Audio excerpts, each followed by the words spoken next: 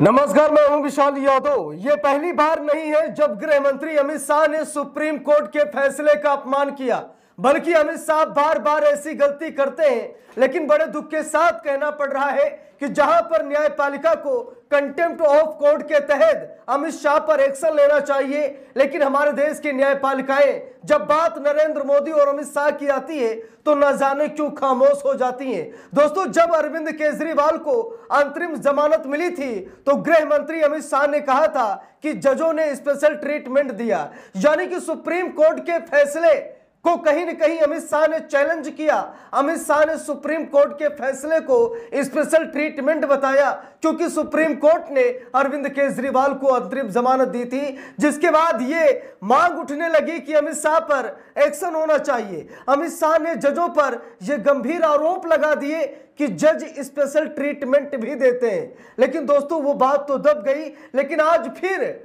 अमित शाह ने कुछ ऐसा बयान जारी कर दिया है, जजों को कहीं न कहीं नक्सलवाद के पक्ष में फैसला देने वाला बता दिया, सुप्रीम कोर्ट को नक्सलवाद आतंकवाद को बढ़ाने वाला बता दिया। हैरान करने वाली बात है दोस्तों, परेशान करने वाली बात है। हमारे देश का गृह मंत्री सुप्रीम कोर्ट के फैसले को आतंकवादी नक्सलवाद को बढ़ाने की बात कह रहा है ना? हैरान करने वाली बात, परेशान करने वाली बात, चिंता में डालने वाली बात कि क्या कोई गृह मंत्री ऐसा बोल सकता है? दोस्तों, बात यह है कि इंडिया ब्लॉक के उपराष्ट्रपति पद के उम्मीदवार सुदर्शन रेड्डी पर टिप्पणी करके अमित शाह बुरे फंस गए, जहां पर 18 पूर्व जजों ने अमित शाह को घेर लिया है, क्योंकि अमित शाह ने यह कहा कि सुदर्शन रेड्डी जब सुप्रीम कोर्ट के जज थे तो इन्होंने नक्सलवाद आतंकवाद को बढ़ाने का काम किया। अगर ये फैसला ना सुनाते तो आतंकवाद 2020 तक खत्म हो जाता, लेकिन फैसला सुनाकर के इन्होंने नक्सलवाद को और बढ़ा दिया। अब सुदर्शन रेड्डी साहब कह रहे हैं कि नहीं नहीं, मैंने तो कोई फैसला नहीं सुनाया था, मैंने तो कोई फैसला नहीं सुनाया, बल्कि फैसला सुप्रीम कोर्ट ने सुनाया था। तो क्या अब अमित शाह पर कंटेम्प्ट ऑफ कोर्ट का मुकदमा चलेगा? क्या अमित शाह पर बड़ी कार्रवाई होगी? दोस्तों, यहां पर देखिए, खबर भी सामने आ गई है। लिखा है कि उपराष्ट्रपति चुनाव 18 पूर्व जजों ने अमित शाह की सुदर्शन रेड्डी पर टिप्पणी को बताया दुर्भाग्यपूर्ण। यानी कि 18 जजों ने, जो कि पूर्व जज हैं, इन्होंने अमित शाह का घेराव कर लिया कि अमित शाह ने सुदर्शन रेड्डी का नाम लेकर के सुप्रीम कोर्ट के फैसले को नक्सलवादी फैसला बता दिया, यानी नक्सलवाद के समर्थन में फैसला दिया। ऐसा आरोप अमित शाह ने सुप्रीम कोर्ट पर ही लगा दिया। दोस्तों, ये बात हैरान करने वाली है, परेशान करने वाली है, और ये कोई पहली बार नहीं है।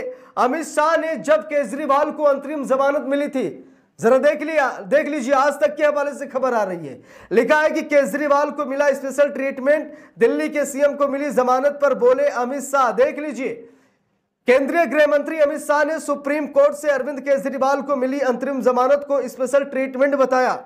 अमित शाह ने कहा कि मेरा मानना है कि कोई रूटीन जजमेंट नहीं है। इस देश में बहुत सारे लोग मानते हैं कि स्पेशल ट्रीटमेंट मिला है। अब यहां पर देखिए दोस्तों, अमित शाह ने क्या कहा कि अरविंद केजरीवाल को स्पेशल ट्रीटमेंट दिया गया, यानी कि सुप्रीम कोर्ट के फैसले को अमित शाह ने चुनौती दी, ललकारा, उसे स्पेशल ट्रीटमेंट बता दिया। फिर भी अमित शाह पर कोई कार्रवाई नहीं हुई। लेकिन आज जब अमित शाह ने यह कहा कि इंडिया ब्लॉक के उपराष्ट्रपति पद के उम्मीदवार सुदर्शन रेड्डी ने नक्सलवाद के पक्ष में फैसला सुनाया, लेकिन जब आज सुदर्शन रेड्डी साहब ये कह रहे कि वो मेरा फैसला नहीं था, वो सुप्रीम कोर्ट का फैसला था, तो अमित शाह पर मुकदमा क्यों नहीं लिखवाया जा रहा है? देखिए, यहां पर जागरण अखबार में खबर भी छपी है। लिखा है फैसला सुप्रीम कोर्ट का था, मेरा नहीं। जरा यहां पर देखिए, सुदर्शन रेड्डी क्या कह रहे हैं कि फैसला सुप्रीम कोर्ट का था, मेरा नहीं। कहानी बनाने की हुई कोशिश, बी सुदर्शन रेड्डी ने खुलकर अपनी बातें रखी। और अमित शाह ने क्या कहा था, जरा देख लीजिए। मैं आपको अमित शाह का बयान दिखाता हूं। अमित शाह ने कहा था, लिखा है गृह मंत्री अमित शाह ने शुक्रवार को केरल में कहा था, सुदर्शन रेड्डी वही व्यक्ति हैं जिन्होंने नक्सलवाद की मदद की। उन्होंने सलवा जुडूम पर फैसला सुनाया। अगर सलवा जुडूम पर फैसला नहीं सुनाया गया होता तो नक्सली चरमपंथ 2020 तक खत्म हो गया होता। यह बात अमित शाह कह रहे हैं। अमित शाह ने कहा कि सुदर्शन रेड्डी, जो कि इंडिया ब्लॉक के उपराष्ट्रपति पद के उम्मीदवार हैं, इन्होंने नक्सलवाद के पक्ष में फैसला सुनाया, इन्होंने शलवा जुडूम का फैसला सुनाया। अगर शलवा जुडूम पर फैसला न सुनाते तो 2020 तक नक्सलवाद खत्म हो जाता।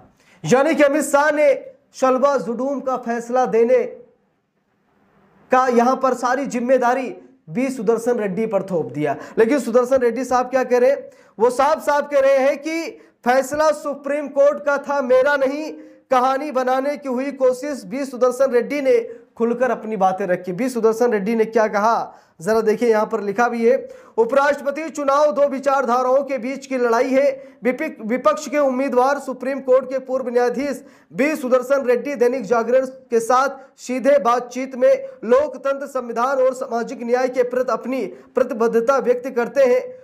उन्होंने सभी सांसदों से सोच समझकर वोट देने की अपील की है और संविधान को बचाने की बात कही है। अब दोस्तों यहां पर देखिए, सुदर्शन रेड्डी साहब ने साफ साफ कह दिया ना कि मैंने फैसला नहीं दिया था, फैसला सुप्रीम कोर्ट का था।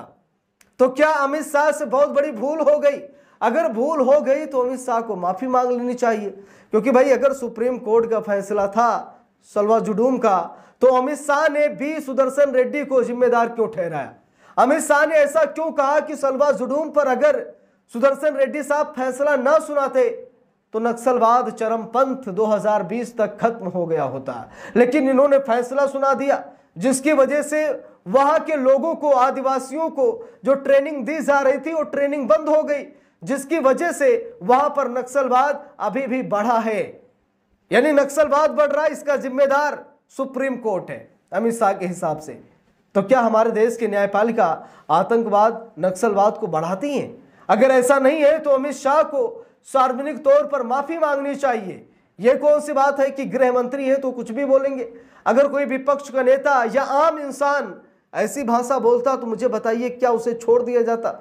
आज 18 पूर्व जज अमित शाह के पीछे पड़ गए कि अमित शाह ने गलत बयानबाजी की है, अमित शाह को ऐसा नहीं बोलना चाहिए था। माफी की बात कही जा रही है, लेकिन अमित शाह माफी तक नहीं मांग रहे है ना। हैरान करने वाली बात, सोचिए 18 पूर्व जज लग गए, पूरा विपक्ष लग गया।